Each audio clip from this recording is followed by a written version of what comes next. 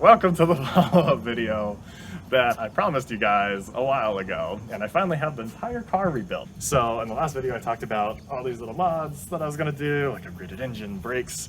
Well, it's finally done. So I wound up rebuilding the engine. It has a new transmission, new brakes, different suspension, new diff, more skid plates, like everything. And now this is my dream car. Like I basically did everything I wanted to do to it besides a 6-speed transmission, but that's $3,000. Way too expensive for like a gambler vehicle.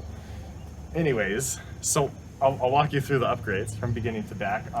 There's a lot of stuff I went over in the last video, like the first video I did with this thing. So I went over the bumper and the headlights. This is just an update. So if you haven't seen it, check out the link over there. I'm gonna make it a mess for the editor. Right there. Nope, right over there. What about there? Okay, there. And so it'll be over there. Watch that video first if you haven't seen it. Anyways, since the last video, I upgraded from steel line to synthetic, which helps a lot because steel line, if it breaks, it's going to cut somebody, has a lot of energy, where the synthetic line doesn't have as much energy and is a lot safer. I think it's because of the weight and it doesn't hold as much force in there. And I wound up pulling way more people than I thought I would. So I think I'm like number 6, 2 full-size trucks, which is crazy. And I finally pulled myself out of it in like this big snowstorm. That was pretty fun. And next we have the engine. So it's actually out of a 2005 Outback XT, same engine as an STI, the B25. Basically, they put the STI engines in the Outbacks. Long story short, got this thing with rod knock, took it all apart, had it remachined, rebuilt it. I now have forged pistons, ARP head studs, STI intercooler, turbo, injectors, aftermarket intake, downpipe. I also added an air oil separator. Definitely do that on any car that you're upgrading, just because you don't want to run a whole bunch of oil through your intake system. And on the sides, I have some stuff I'll talk about in the underside section of the video, but I upgraded my brakes to the 4-pot, 2-pot brakes, which are the strongest brakes you can get from Subaru. That'll also fit these 15-inch wheels. I stuck with the 15-inch wheels because this thing has so little suspension anyways. I want a lot of sidewall. One, to deflate my tires for like snow and sand, and also to absorb the impact. I wound up going with Atturo Tire 29-inch tires. It took a lot to make it fit, but we'll go over that too. And so I got the 29-inch tires to fit. They work amazing. Like took it through the snow, the sand, showed up a Jeep in the sand, which was pretty crazy, back at King of the Hammers. So that's pretty awesome. I had to add wheel spacers too to like get everything to fit. It was a lot of work here. And I also did ARP extended studs as well, because with the spacers I didn't want to do like the offset, you know, add more places for failure. So wound up doing the ARP extended studs and then spacers on top of that. The rear end is pretty much the same, and the rest of it's all the underside bits. Hopefully more I'll get to do cosmetic stuff down the road. But the underside bits, skid plates and everything. So we'll put it on the lift and I'll show you all that. Oh, okay, well, oh yes, there we go. There's the cloud. Is that clear enough? Just in case. So, the first unveiling of the dirty bits of my Subaru, because I haven't had access to a lift before. So this is super awesome. I get to show you all the actual damage I put on this thing. It's so sad. I have a lot of dents here. I tore the skid plate up here. This road sign skid plate that I made is totally beat to crap. I need to remake it or just have it rebent or something. But I get to show you the basics of how I lift it. I'll go into a more detailed video, like if you're an actual Subaru person wanting to lift your Subaru, I'll tell you like all the fine stuff. But this is an overview, just for funsies. If you want to see like what this car's about. So, yeah, in the front I have the CNC plasma cut aluminum panel, and then that goes right into my roadside skid plate, which is just literally 2 road signs riveted together.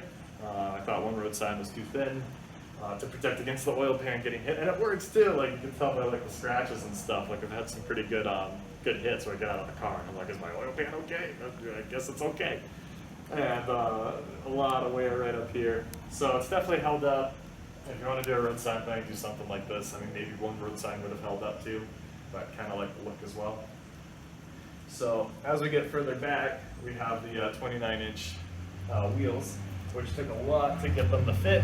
I basically had to add spacers, space them out a little bit, and ARP extended studs And then I upgraded the brakes so you could see it a little bit better here. The 4-pot, 2-pot brakes, they fit really well with these 15-inch rally rims, Team Dynamic rally rims. I also had to hammer in stuff on the wheel well here.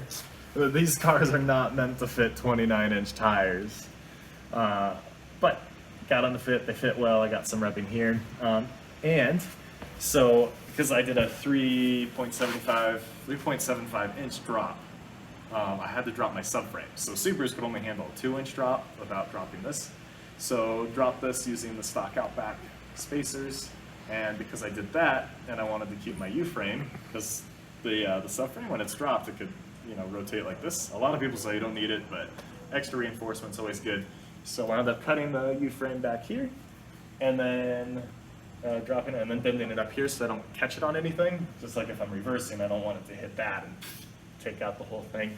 I also have a white line anti-lift kit, which helps with off-road steering geometry, so the wheels go backwards as they go up instead of straight up and down. I get a lot more brake dive, but it's worth the sacrifice. I wound up making custom spacers up here too. Oh yeah, and then some little spacers for this frame to angle it down as well. But you can see that I've had some pretty good hits back here.